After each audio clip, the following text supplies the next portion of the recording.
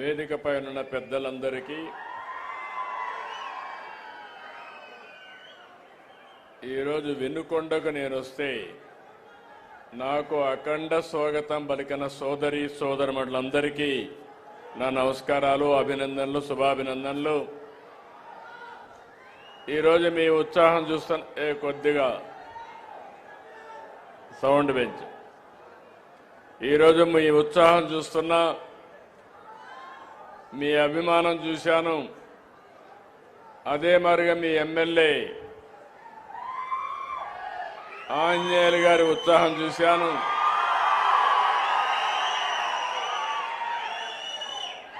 ఇవన్నీ చూసిన తర్వాత నాకు అనిపిస్తుంది రాబోయే రోజులన్నీ కూడా వెన్నుకొండకు మంచి రోజులేనని చెప్పి మరొక్కసారి మీ అందరికీ విజ్ఞప్తి చేస్తున్నా.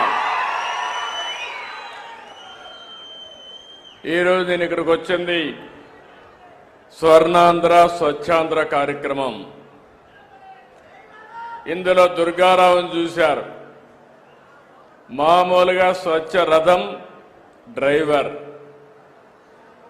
ఆయన డ్రైవర్గా ఎంత సమర్థవంతంగా పనిచేశాడంటే గ్రామం తిరిగి ఏదైతే ఇంతమనిపై లక్ష్మీ గోవిందమ్మ గారు చెప్పారు, ఈ కార్యక్రమం నాకు చాలా బాగా నచ్చింది.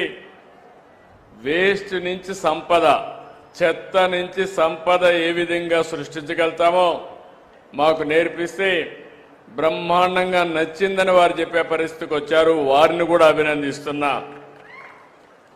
దుర్గారావు అయితే ఒకప్పుడు మనం చూసాం, పాత వస్తువులు తీసుకుని కొత్త వస్తువులు ఇస్తూ మన ఊర్లో తిరిగేవాళ్ళు. అదే కాన్సెప్ట్లో ఈరోజు ఇక్కడ చూస్తే స్వచ్ఛ రథాలు మండలానికి ఒకటి పెడుతున్నాం. వారానికి ఒకసారి అన్ని ఒక గ్రామానికి వస్తారు.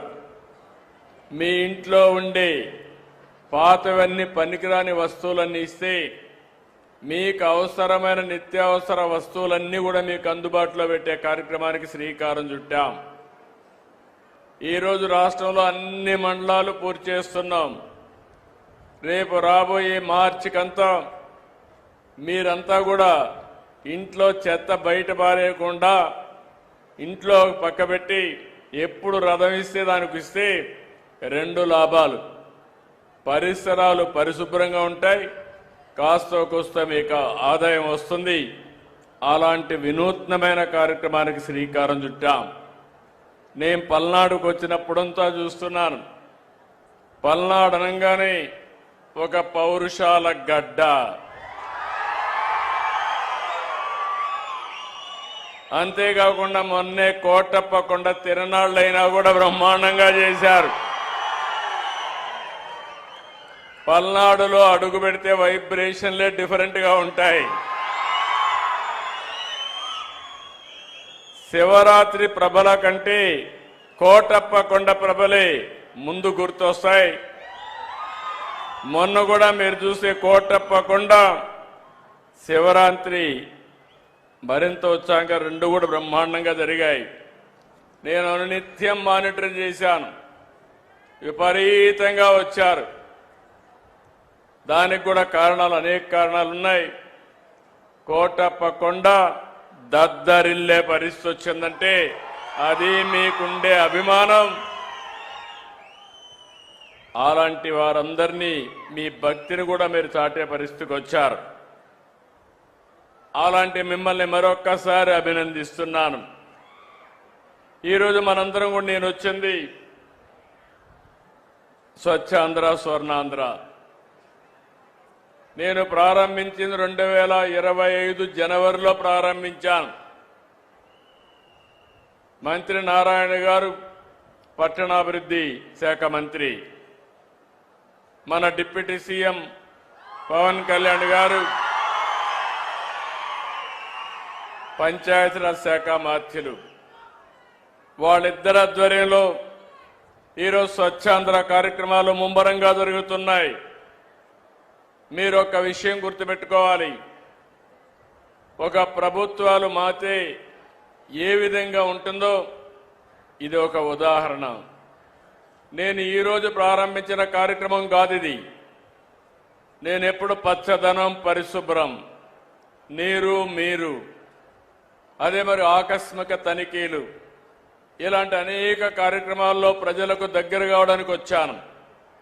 ఈరోజు మీరు గుర్తుపెట్టుకోవాల్సింది, స్వచ్ఛాంధ్ర అంటే మీ అందరిలో కూడా ఇంట్లో చెత్త ఉంటుంది, చెత్త క్లీన్ చేస్తారు, రోడ్డు మీద వేస్తాం. అంటే మన ఉద్దేశం ఏంటి? ఇల్లు నాది, రోడ్డు ఎవరిదో. ఆ రోడ్డు మీద ఉండే చెత్తలో దోమలన్నీ పెరిగి మళ్ళా మీకు ఇంట్లోకి వచ్చి మిమ్మల్ని కుట్టే పరిస్థితి వస్తుంది. దాంతో హాస్పిటల్కి పోతారు. అంటే ఒక్కొక్కసారి మన చేతులారా మన ఆరోగ్యాన్ని పోగొట్టుకుంటున్నాం. నేను ముఖ్యమంత్రి అయిన నాటికి మీరు చూస్తే 108 లక్షల మెట్రిక్ టన్నులు చెత్తంతా కూరకపోయింది. కొండల గుట్టల గుట్టలుగా పేరకపోయింది. అందులో వర్షం పడితే ఆ వర్షం పడి అందులో ఉండే చెత్త, మలినం మీ భూమిలో ఇంకే పరిస్థితి వస్తుంది. మొత్తం భూజలాలన్నీ కూడా కలుషితమయ్యే ప్రమాదం వచ్చింది. ఇలాంటివి చూసినప్పుడు నేను ఒకటే అనుకున్నాను, నేను ఎన్నో పనులు చేస్తాను కానీ నా ప్రజలకు స్వచ్ఛమైన నీళ్లు ఇవ్వాలి, స్వచ్ఛమైన గాలి ఇవ్వాలి, స్వచ్ఛమైన ఆలోచన ఇవ్వాలనే ఉద్దేశంతోనే నేను ఈ కార్యక్రమానికి శ్రీకారం చుట్టాను. ఇప్పటికి 14వ ప్రతి నెల 3వ శనివారం నేను ఎక్కడున్నా దానికి ప్రత్యేకంగా కార్యక్రమం పెట్టుకున్నాను. మీలో చైతన్యం తేవాలి, మీలో ఉత్తేజాన్ని నింపాలి, బాధ్యత గుర్తుపెట్టుకునే విధంగా మిమ్మల్ని ముందుకు నడిపించాలనే ఉద్దేశంతో ఈ కార్యక్రమానికి వచ్చాం. నేను ఇప్పుడు వస్తానే మా వాళ్ళని అడిగాను, ఒకే మాట అడిగాను, 100% ఇంటింటికి వెళ్ళి చెత్త ఎప్పటికి కలెక్ట్ చేస్తారని చెప్పి అడిగాను. ఇప్పటికే 97% మున్సిపాలిటీలో ఇంటింటికి వెళ్ళి చెత్త కలెక్ట్ చేస్తున్నారు. గ్రామీణ ప్రాంతాల్లో మార్చి 31కి 100% ప్రతి ఇంటి దగ్గర చెత్త కలెక్ట్ చేసే బాధ్యత ఈ ప్రభుత్వం తీసుకుంటామని మీ అందరికీ హామీ ఇస్తున్నా. అది పెద్ద మార్పు. ఒకసారి ఇప్పుడే ఆడబిడ్డ చెప్పింది, లక్ష్మీ గోవిందమ్మ. ఆ అమ్మాయి చెప్పినప్పుడు ఇంట్లో చెత్త వస్తుంది, ఆ చెత్తని కాంపోస్ట్ గా తయారు చేసుకుని మీ ఇంటి పైన టెర్రస్ గార్డెన్ పెట్టుకుని మీకు కావలసిన కూరగాయలు కూడా మీరు పండించుకునే పరిస్థితికి వస్తున్నారు. అలాంటి కార్యక్రమంలో మీరు చూస్తే ఇప్పటి వరకు దగ్గర 4,14,004 కుటుంబాలు హోమ్ కాంపోస్ట్ తయారు చేస్తున్నాయి. 4,19,288 మంది టెర్రస్ గార్డెన్ కూడా పెట్టుకుని అక్కడే కూరగాయలు కూడా ఉత్పత్తి చేసే పరిస్థితికి వచ్చారు. ఇంకో పక్క ఈ స్వచ్ఛ రథాల ద్వారా మీరు ఏవైతే వేస్ట్ జనరేట్ చేస్తున్నారో, చెత్త జనరేట్ చేస్తున్నారో, అవన్నీ కూడా దగ్గర 9 రకాల వస్తువులను ఇప్పటికి ప్రొక్యూర్ చేస్తున్నారు. తొందరలోనే ఇంకా ఒక 30 రకాల చెత్తని కలెక్ట్ చేసే పరిస్థితికి వస్తారు. తద్వారా చాలా వరకు చెత్త అంతా కూడా మళ్ళా పరిశ్రమలకు వెళ్తుంది, సర్క్యులర్ ఎకానమీకి వెళ్తుంది. తద్వారా మళ్ళీ ప్లాస్టిక్ నుంచి ప్లాస్టిక్ తయారు చేయడం, లేకపోతే అనేక రకాలైనటువంటి వస్తువులు తయారు చేసే పరిస్థితికి వస్తామని చెప్పి కూడా నేను మీకు తెలియజేస్తున్నాను. ఈరోజు దీనికి కావలసిన కొన్ని వేల వెహికల్స్ని పెట్టాం, ట్రై సైకిల్స్ పెట్టాం, ఆటోలు పెట్టాం, కాంపోస్ట్ వ్యాన్లను కూడా పెద్ద పెద్ద వ్యాన్లు పెట్టి కంప్రెస్ చేసి ఎక్కడికక్కడ తీసుకుపోయే పరిస్థితికి వచ్చాం. నిన్న నేను విశాఖపట్నం వెళ్ళొచ్చాను. విశాఖపట్నంలో మీరు చూస్తే దగ్గర వేస్ట్ నుంచి కరెంటు తీస్తారు, చెత్త నుంచి కరెంటు తీస్తారు.